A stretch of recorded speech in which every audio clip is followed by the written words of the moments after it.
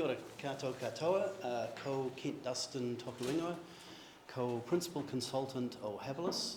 We are a economics and social investment and wellbeing consultancy based in Tamaki Makaurau. We've been working in Tairāwhiti for nearly a decade now, doing all kinds of interesting things with smart people like Harley, as case in point, for Trust Tairāwhiti, for Gisborne District Council, for Ngāti Porou, for a bunch of other names, Manaaki Tairāwhiti, a bunch of other people.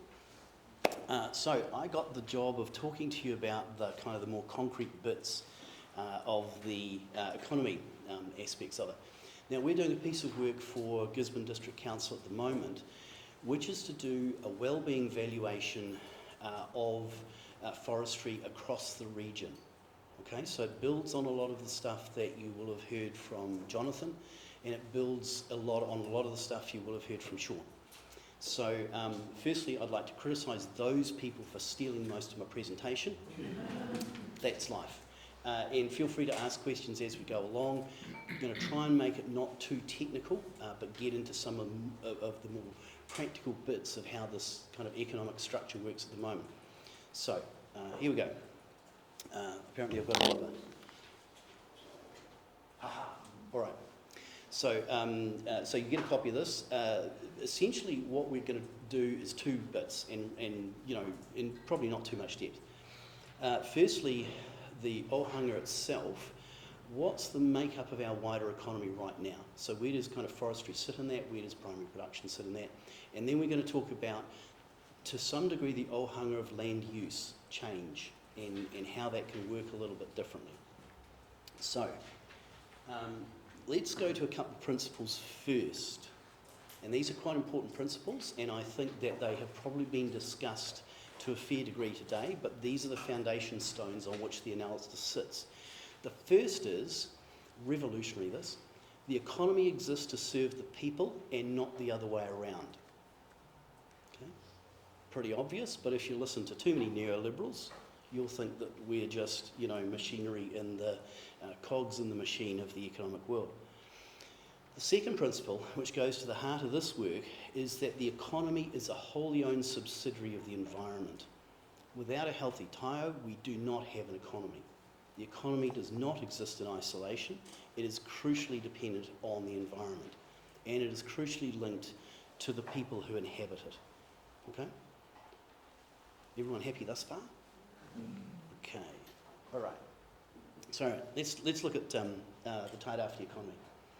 Now, as has been touched on, we're going to use that wonderful thing called gross domestic product, okay, GDP. We've all come across this, you know, it goes up, it goes down, it moves around, it does all kinds of interesting things. What actually is it? It's really about a pretty narrow set of monetary flows.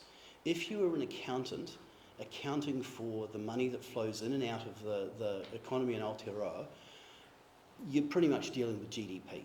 Profit, loss, where the money flows, all of that kind of stuff. It's a pretty shit, I'm sorry, technical economic term, it's a pretty shit measure, okay? The reason is because all it accounts for is the money. So you can get some pretty perverse things happening with GDP. Example, in Christchurch, we had a massive earthquake, destroyed a whole bunch of people's homes, rebuilding them, putting us back to where we were, massive GDP boost. Okay? Said nothing about the welfare of the people, said nothing about the social damage, said nothing about all of the other things that have occurred, the stresses in society, but GDP went up. So oddly enough, you can get a GDP boost by having a major disaster, Cyclone Gabrielle, and then rebuilding from it. So despite all the stress that Te Tairāwhiti had gone through, it's a GDP boost. Okay, so bear that in mind. But it is essentially the thing that gives us a reference point to compare how we're doing with everybody else. Okay, now, Tairāwhiti's generally been dependent on the primary sector, as we've known. Now, the total Aotearoa economy, about $360 billion a year in terms of economic flows. We contribute about $2.5 billion of that, so about 0.7%. So you see that little kind of orange blip down the bottom of the graph? That's us. Okay? And really that GDP contribution comes out of agriculture, forestry, fishing, are the traditional ones, and we have a growing thing with healthcare, social assistance and construction. Right? So that's the traditional way that the Tairāwhiti economy has worked. It is now at the point where things are beginning to change. We still do have a comparative advantage in agriculture, forestry and fishing compared to the rest of the country. We're better at it, not to put too fine a point on it. And that's really because that's the background of the backbone of Tairāwhiti's economy for a very long period of time. Okay? So the backbone exists. However, most jobs are actually being created in construction and healthcare, and the employment in the primary sector is falling. So we do not employ as many people in the primary sector as we used to, and we are now employing more people in the services area. Now there's a couple of reasons for that, not least of which is the mechanisation and rising productivity in the primary sector. And this is a long-term trend. We expect it largely to continue. So we get the same kind of level of output of farming, forestry and fishery for fewer labour hours worked. And that's pretty much the way economists think about productivity, is getting the same stuff with fewer labour hours worked. That's what economists mean when they say productivity. Whether that's a good idea or not, that's kind of a separate question and not really one for the economists. Okay. However, so despite that change, most of our jobs are pretty much still in the manual industries.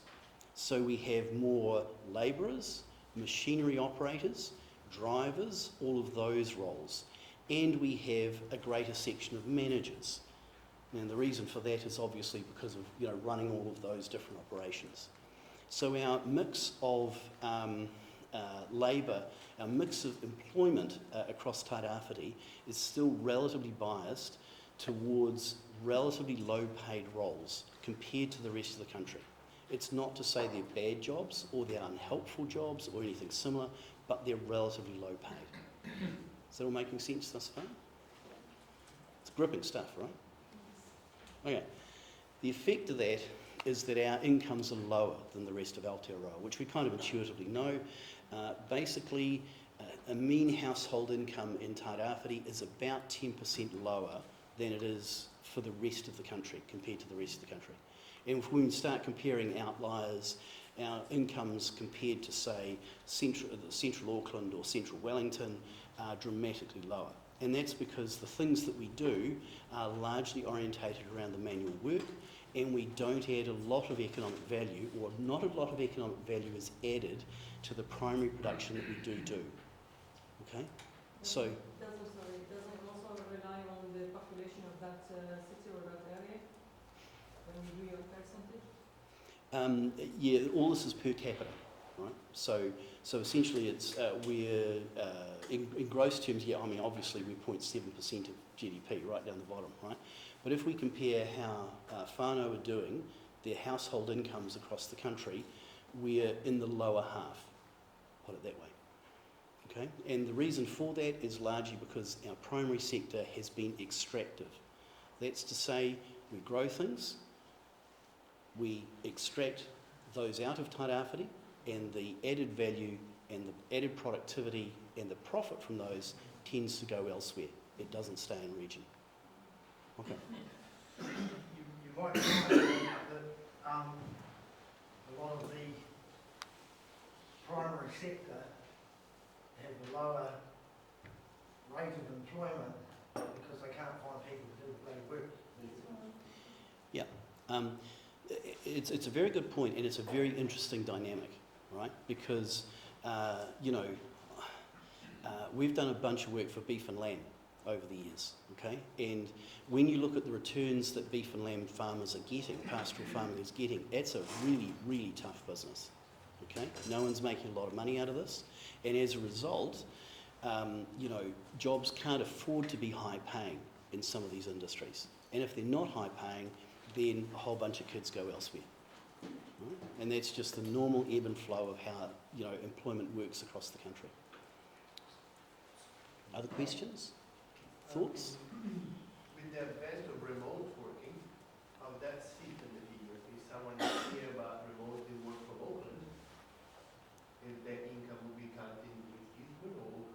Council Gisborne, right? So it's where you're resident. So all of that gradually changing dynamic, you know, why would you live in Tairāwhiti? And the answer is because it's a fantastic place to live. But I'm effectively going to import the work by doing it remotely, okay? Absolutely that works, and we are seeing that gradual change. It's not a major thing, it's not happening overnight, but certainly if you wish to build websites or do telehealth or any of those kind of things, then you can absolutely do that from Tairāwhiti, and that very much reflects in the Tairāwhiti economic activity. Sorry, when you look at the per capita income at 43K, we know there's a collective populace of our region who are on a benefit, so Yep. their income is less than that. Yep. So how is that working with Yep. regard to the economics? That's a midpoint, Yeah, okay? So essentially, every person above that is a person below that. yeah. Right? So it's heavily skewed. You know, what it emphasises is the fact that incomes are significantly lower in Tairāwhiti. And that's partly a result of our economy, a little bit to do with demographics, and as much as anything else to do with opportunity. Okay, so that's sort of where we are. What's the difference between male and female salaries? It shows exactly the same sort of spread that it does through the rest of Aotearoa, which is welcome to the patriarchy. If you are, yeah, if you are, you know, there's what's the joke? It's really quite a good joke about, you know, men tend to go into high-paying roles like doctor, engineer, lawyer, whereas women tend to go into lower-paying roles like female engineer, female doctor, female lawyer. So this is an entrenched factor. It doesn't seem to be any worse than much of Aotearoa, but it is very much a factor. It's not justified by anything that you'd see in productivity or anything similar. It is a badly entrenched part of the way the economy works in Aotearoa. Okay, let's talk a little bit about land use, because essentially this is the core of the work we're doing for GDC. All right. So first thing we're going to talk about, and these guys have already touched on it, value and price are different things. Okay? We tend to conflate them together, but they are very, very different. Markets are very good at determining prices, things that can be bought and sold. However, the value of something can be very, very different to its market price. And you can't always determine the value simply by buying and selling. Okay? Now, this is why GDP is, to use that technical term, a bit shit. Okay? It's because what it's talking about is the price, not the value. Okay? Now, the age-old example is you can, in fact, put a price on a human life, and you can use a whole bunch of economic tools to do that. You can go, it's the amount of labour that a person can supply over their lifetime. It's essentially an input. It might be the amount of childcare that they perform for free of charge that would otherwise have to be paid for to a commercial provider. It's the cost of the resources that that person consumes over time, so an input. Okay? All of these could be used to put a price on a human life. And if you listen to certain politicians, they have the view that through the pandemic, the price we put on human life was too high, which is kind of an odd point of view. But anyway, but none of these approximate the value of a life, as we all know, right? So, price, value, different things. Okay. So, when we talk about land use and what we can do on the whenua, we have a tendency to kind of intermingle this conversation about price and value. And we do see a lot of kind of people talking past one another, because the forestry companies, for instance, and farmers have the imperative of profit and loss. It's just the way that that world works. So they're talking about price. If you talk to tangata whenua, however, bearing in mind some of these people are the same people, they have a set of values that have to do with the whenua and the activities that happen on it and how that affects whānau. It's quite different to the prices that we're discussing. Okay? So what we've got to do is build a bridge between these two ideas, and that's what we've been attempting to do. Am I making sense so far? Yeah. Okay.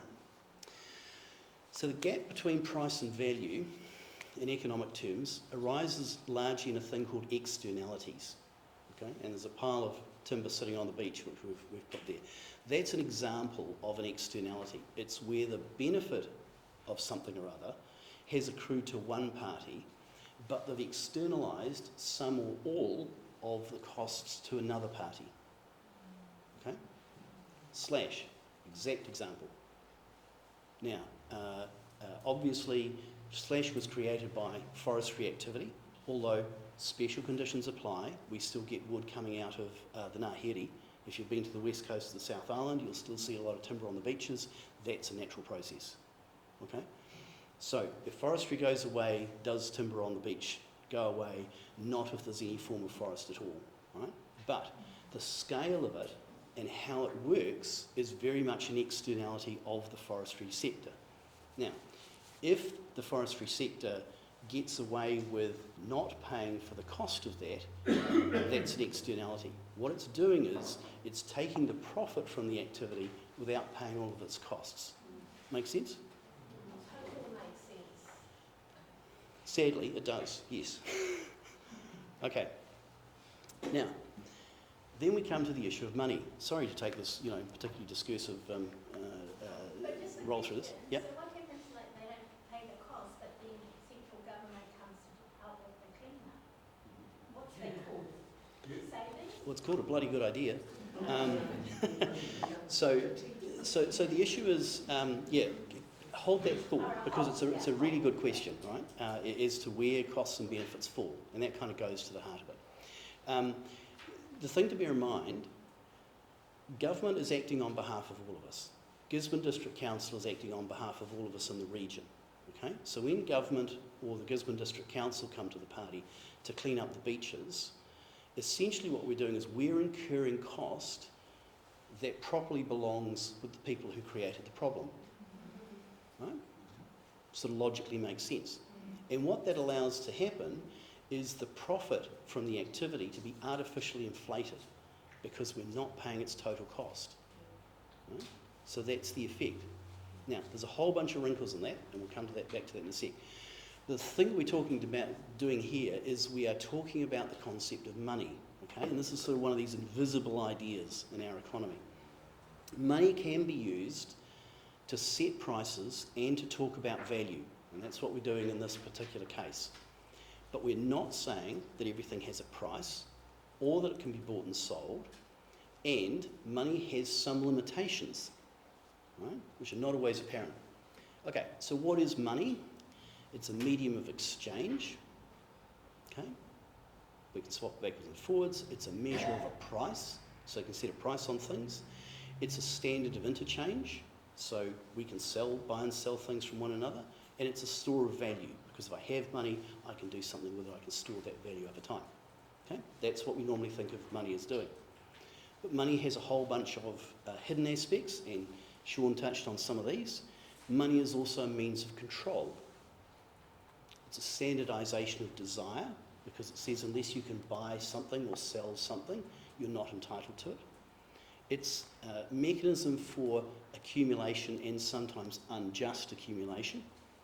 It's a tool of oppression, which the technical term for is colonialism, and it's a source of grievance.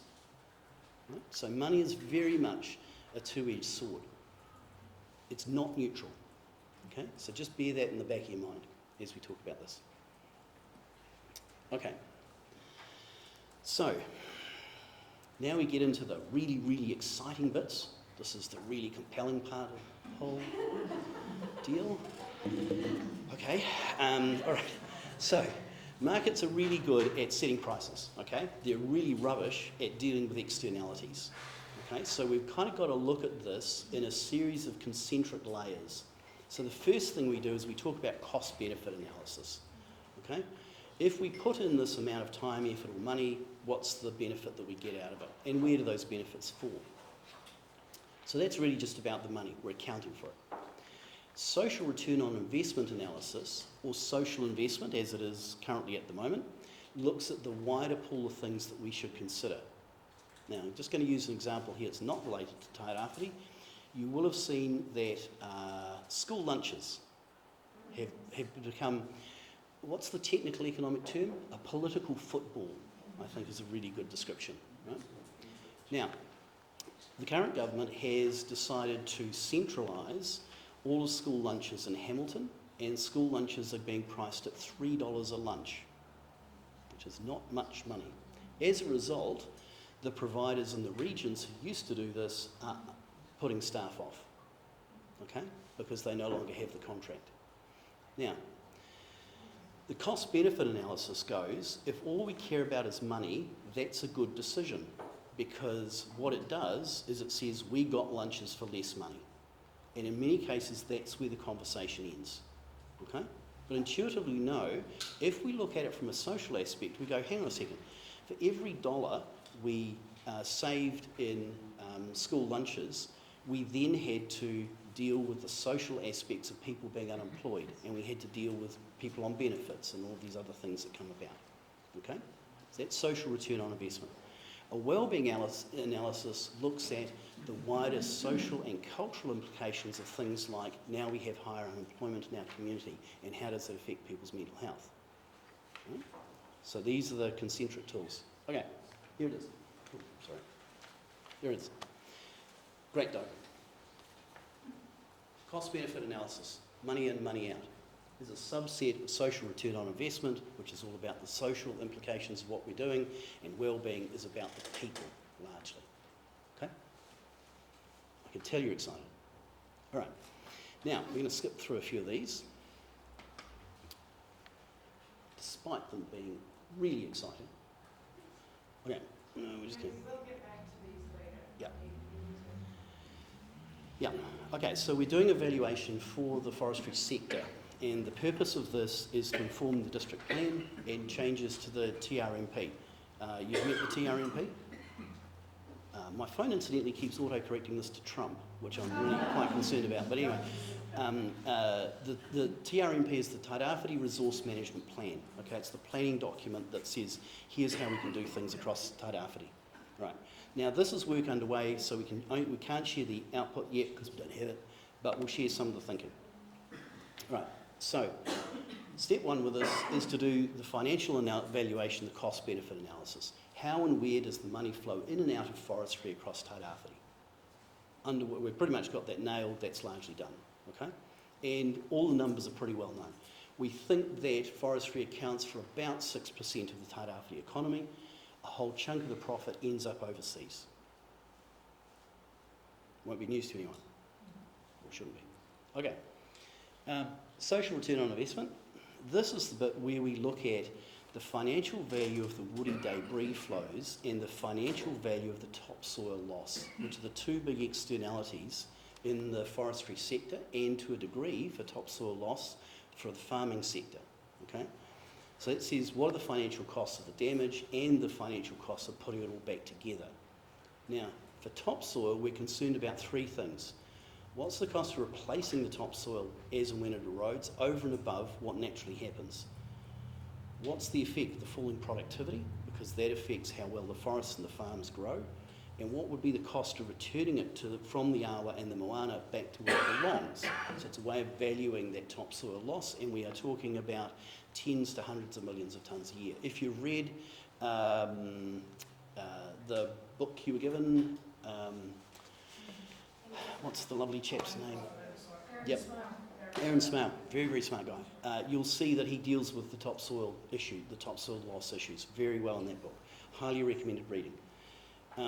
From there, we go, okay, so what's the impact of this on the communities? Okay, looking at a range of different factors such as local employment and businesses, how ecosystems affect the community, impact on cultural sites and practices, changes in relationships, changes to people living in the community, all of that kind of stuff, how it alters the social fabric, effectively. So that's kind of where we're up to. Now, that last part, we're doing a survey in Oawa, which I think closed on Friday, or something pretty close to that. And we've got amazing response from the community. So if you filled in that survey, thank you very much. That was much appreciated. Okay? And the purpose of this is to generate some valuations. So the analysis is going to produce a range of valuations, so not a single number, and it will depend on where your viewpoint is. Costs and benefits for forestry are going to be different to those for the local communities. They're going to be different to landowners, okay? And importantly, it is focused on forestry, not on farming, because that's our scope. So the purpose of this is to give everyone the chance to have an informed discussion about it. Now, so what we think is feasible. Whoops. This is our view, not the GDC view, okay? All right, now. Can I ask you if you can do that in a minute? Yes, absolutely. Watch this. Okay. So here's the deal. It's tempting to say that the forestry companies should bear the full costs of what they're doing, okay? The thing is, even if we do that tomorrow, it's not going to fix the problem. Because essentially, we've got a certain form and location and makeup of the forests as they are today, and we cannot fix that overnight. So we have to decide what are we going to do with those trees, and do we have a basis for forestry in Tairāwhiti in the longer term? Now, there's a huge range of options that we go from, and they range from doing nothing on the one end to recloaking Papatūānuku on the other end. Then a whole bunch of things in the middle and a whole bunch of different dimensions. So that's part of the point of the input of this group, is to say where should we end up and what should it look like and how can we get there, right? Because deciding on what the future state looks like is a key part of this. So, right. This is where I was going to insert Kerry's photo, but he never sent it to me. You bastard. Anyway, all right. So here's yeah. Here's what we're thinking is viable.